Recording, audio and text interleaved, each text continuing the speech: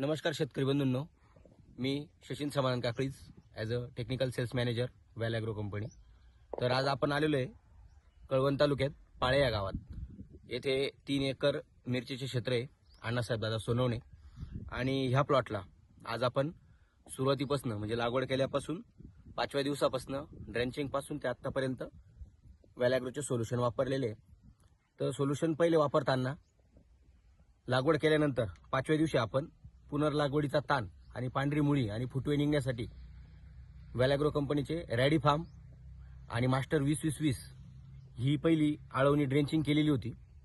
त्यानंतर दुसरी परत ती झाल्यानंतर 10 ते 12व्या दिवशी विवा आणि मास्टर 13-40-13 ही ड्रेंचिंग केली होती. तर ह्या दोन ड्रेंचिंग खालून केलेल्या आहे आणि वरून 15व्या दिवशी मेगाफॉल आणि ब्रेक्झिल प्लस आणि त्यात कीटकनाशक असा स्प्रे घेतला होता. त्यानंतर दुसरं ॲप्लिकेशन स्प्रेमधून फुटवे आणि पेऱ्यातलं अंतर आणि झाड बोकं होण्यासाठी इथे आपण MC एक्स्ट्रा आणि वेल ॲग्रोचे 10-54-10 ही ग्रेड घेतली होती. पहिली ड्रेंचिंग आपण रॅडी फार्म 5000 झाडांसाठी 500 ml 20-20 2 किलो.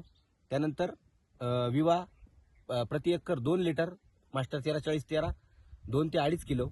आणि त्यानंतर वरून मेगाफॉल 200 लिटर पाण्यासाठी 500 ml आणि ब्रेक्झिल प्लस 250 ग्रॅम असा आपण इथं स्प्रे दिला. आणि MC एक्स्ट्रा 200 लिटर पाण्यासाठी 250 ग्रॅम आणि प्लांटाफॉल वेल ॲग्रोचे 10-54-10 200 लिटर पाण्यासाठी 500 ग्रॅम घेतला.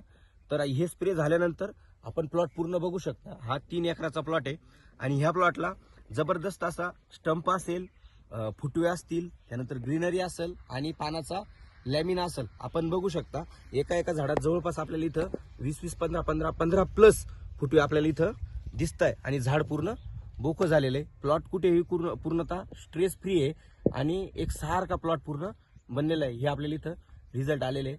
जर कोणाला काही अडचण असेल तर आपण संपर्क साधू शकता. धन्यवाद.